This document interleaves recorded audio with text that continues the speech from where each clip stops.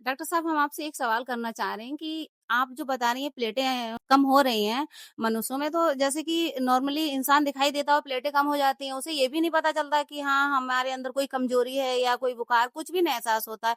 तो इसका हम कैसे नॉर्मली पता लगाएं कि हाँ, हमारे अंदर कोई कमी हो चुकी है? तो प्लेटलेट्स वैसे तो अगर थोड़ा कम होगी तो कुछ पता नहीं चलेगा, लेकिन हाँ, प्लेटलेट एक लेवल के ज्यादा नीचे होगी तो जैसे कुछ सिम्टम्स आएंगे जिसमें ब्लीडिंग मेनली होगी। जैसे महिलाओं में अक्सर आपका माहवारी जनरली नॉर्मल आता था, लेकिन अब नॉर्मल से ज्यादा फ्लो होने लगा।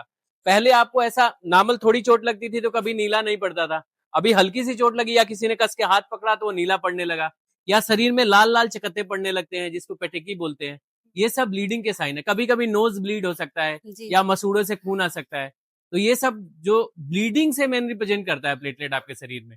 तो जी, ऐसे अगर ब्लीडिंग में जैसे कभी आपको नॉर्मली कभी ब्लीडिंग नहीं हुआ है ना, लेकिन अचानक से आपको ऐसा होने लगा कि नोज ब्लीड होने लगी या जी, गम से खून आने लगा या लाल लाल शरीर में चकत्ते पड़ने, सबसे ज्यादा जो हमारे पास मरीज आते हैं जो सबसे ज्यादा अननोटिस होता है। जी, पहले जी। कुछ नहीं होता था, अभी पता चला किसी ने हाथ में ऐसे कस के पकड़ा तो वहां नीला पड़ गया, या कभी ठोकर लग गई तो नीला पड़ गया। तो ये सब सिम्टम्स हो सकते हैं जिससे आपको शरीर में खून जो थक्का बन रहा है वो बराबर नहीं बन रहा है, और जी। जनरली प्लेटलेट ही इसी में हेल्प करती है। तो ज्यादातर प्लेटलेट कारण होती है, और कई बार कुछ ऐसे जो खून के थक्का जनने वाले फैक्टर्स है उनकी डेफिशिएंसी भी होती है।